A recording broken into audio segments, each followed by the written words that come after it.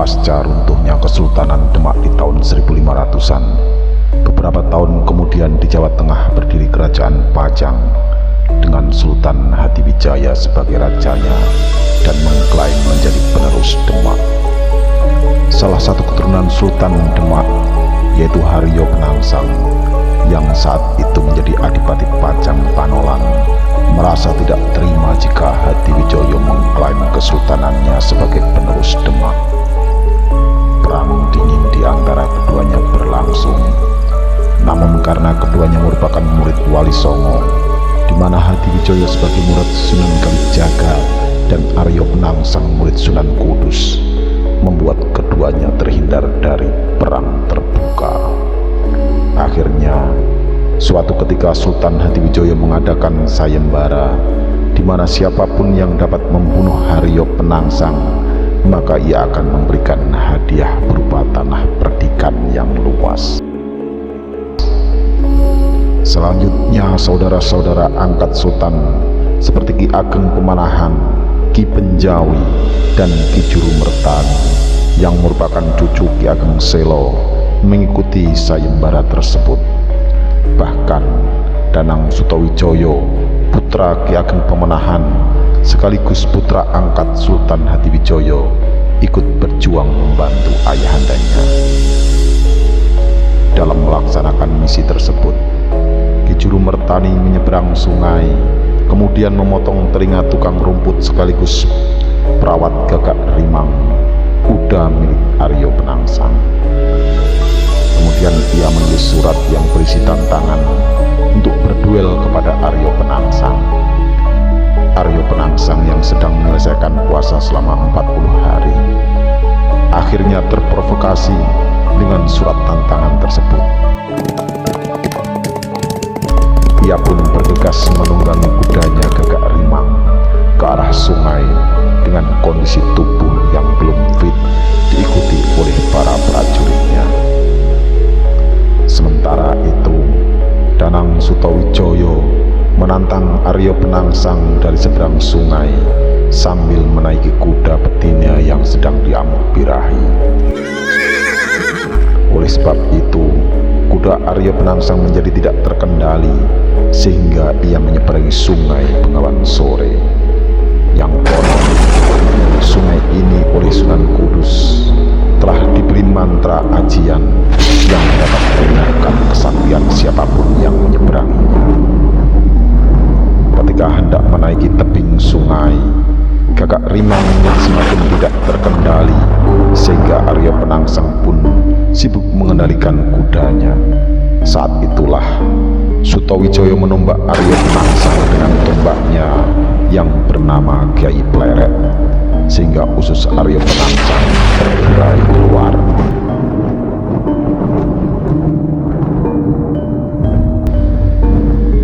Aryo Penangsang pun terluka dan jatuh dari kudanya.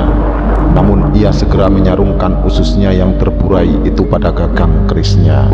Selanjutnya, Aryo Penangsang berkelahi dengan Sutawijaya.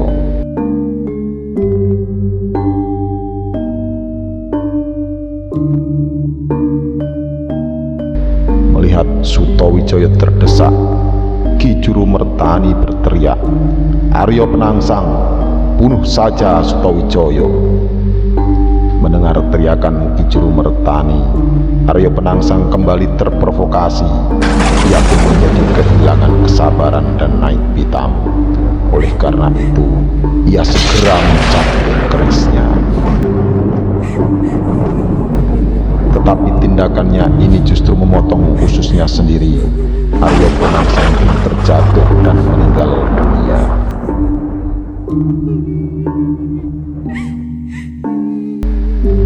Selanjutnya, Sultan Hatiwijaya selaku Raja Kesultanan Pajang menghadiahkan alas Mentawai yang luas kepada Sutawijaya dan ayahandanya, Ki Ageng Pemanahan.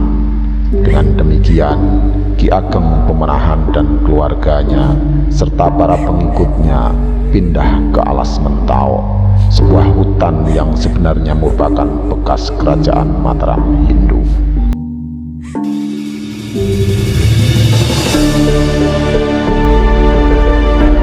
Ageng Pemanahan berangkat ke Mentau yang terletak di sebelah selatan Pajang bersama dengan Sutowijoyo anaknya yang juga diambil sebagai putra angkat Sultan Hadiwijoyo.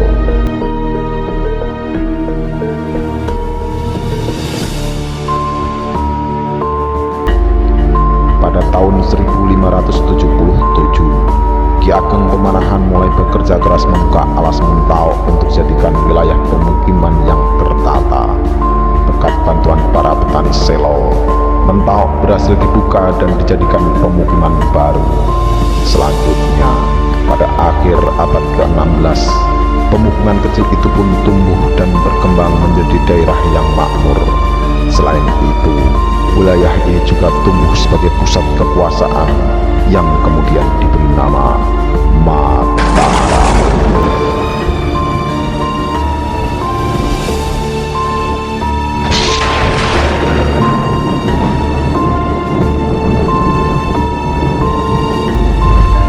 Semakin lama, saudagar-saudagar asing yang datang ke Mataram semakin banyak, sehingga Mataram semakin ramai dan makmur. Selanjutnya Ki Ageng Pemanahan menjadi penguasa wilayah ini. Meskipun demikian, wilayah tersebut tetap berada di bawah kekuasaan Kerajaan Pajang.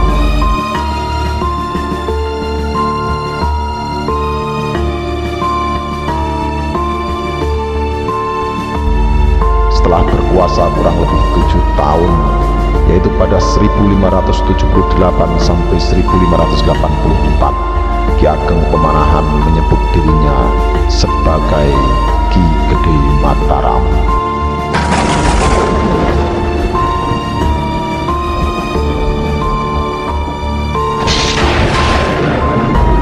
Selama menjadi penguasa, kedudukan Ki Ageng Pemanahan adalah pemilik tanah, sedangkan para petani berstatus sebagai buruh penyewa lahan. Hubungan ini menyebabkan munculnya hubungan antara Gusti dengan Kawulo, atau hubungan antara priai dan wong cilik.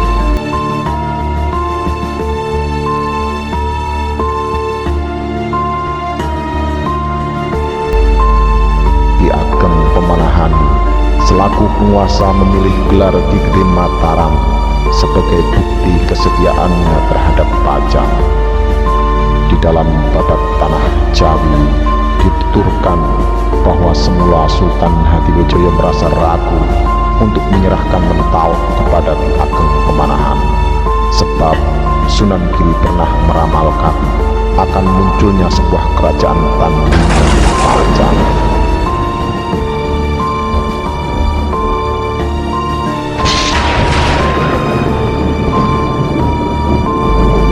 Pada hari Senin Pon 27 Ruah tahun J 1535 atau 1584 Masehi, Ki Ageng Mataram wafat.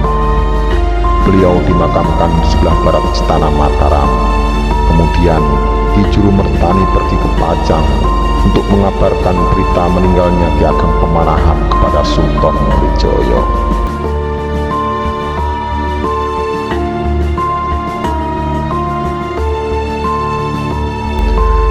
Selanjutnya Sultan Hadiwijoyo mengangkat Sutowijoyo untuk menjadi penguasa Mataram sebagai pengganti Ki Ageng Pemanahan.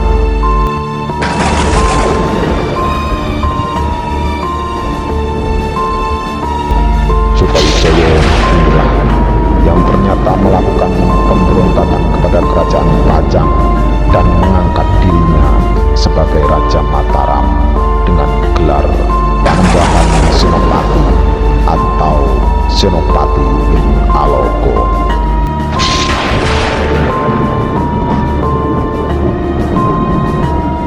Yang berarti panglima yang dijunjung tinggi atau sang panglima di medan perang.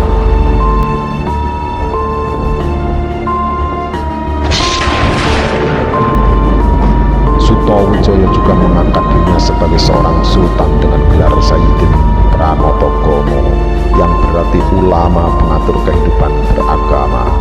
Gelar tersebut menyiratkan bahwa Sutawijaya telah memposisikan dirinya sebagai raja yang berdaulat penuh terhadap bumi Mataram. Dengan demikian, ia tidak lagi berada di bawah kekuasaan kerajaan Pajang.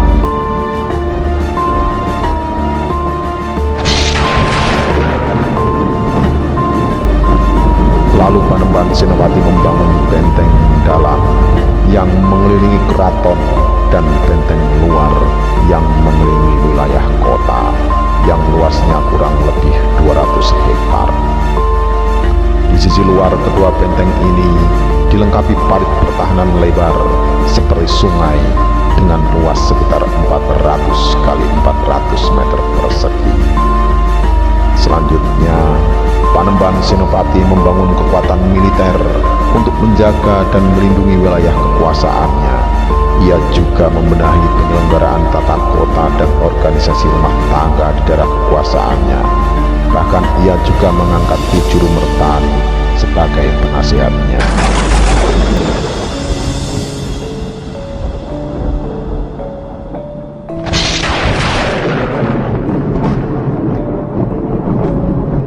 Tindakan Panembahan Senopati ini jelas membangkitkan amarah pihak Kesultanan Pajang.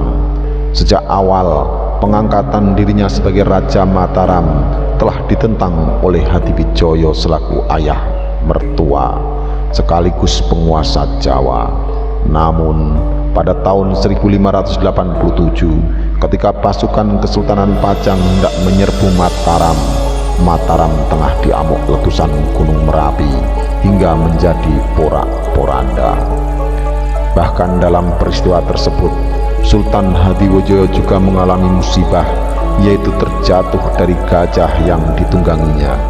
Akibat peristiwa ini, Sultan Hadiwijaya sakit parah dan akhirnya meninggal dunia tak lama kemudian.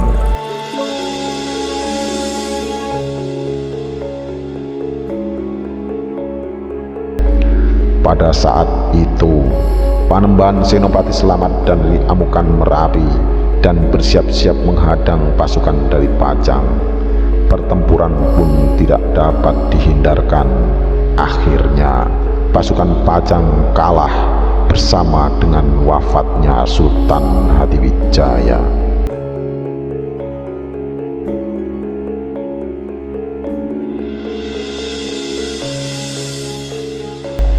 Setelah Sultan Hadiwijaya wafat, di Kesultanan Pajang terjadi perebutan tahta antara Arya Pangiri dan sang putra mahkota Pangeran Benowo.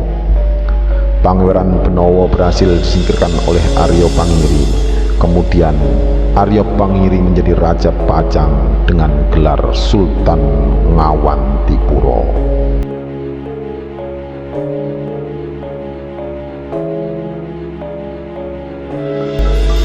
Karena pemerintahan Arya Pangiri dinilai tidak adil dan merugikan rakyat Pajang, Pangeran Benowo meminta bantuan kepada Panembahan Senopati di Mataram. Lalu terjadilah perang dan Arya Pangiri berhasil ditaklukkan.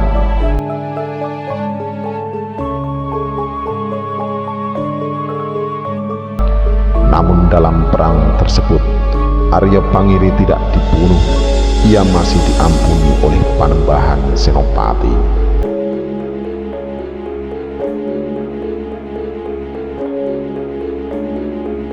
Sementara itu, Mataram kota gede pun tumbuh menjadi kerajaan yang besar dan berhasil menguasai daerah kekuasaan kerajaan Pajang yang sedang dilanda perang saudara.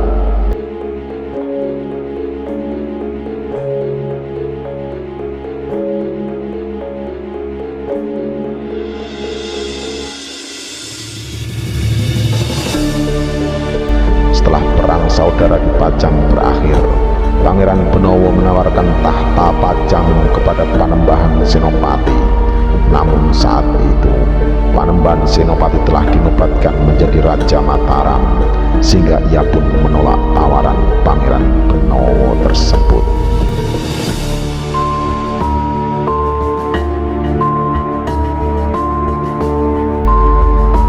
Panembahan Senopati justru menobatkan Pangeran Benowo sebagai Sultan Pajang. Selanjutnya, Pangeran Benowo bergelar Sultan Prabu Wijaya.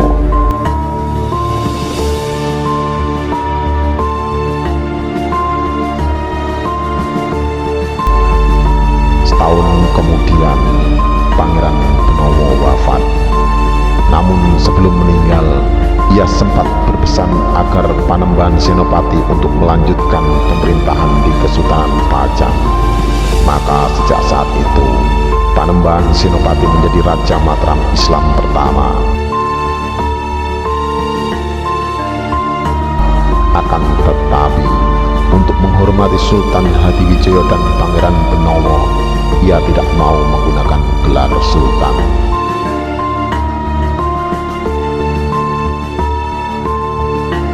Selanjutnya, Panembahan Senopati pun semakin naik ke puncak kekuasaan. Namun pada tahun